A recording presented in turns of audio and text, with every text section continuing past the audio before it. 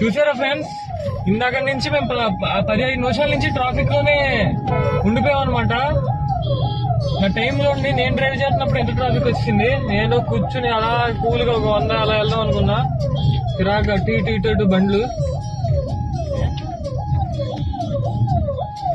అసలు full traffic. అసలు దేనికైందో కూడా అర్థం కావట్లేదు. ఎదురే మరి ఎంత చూడాలి.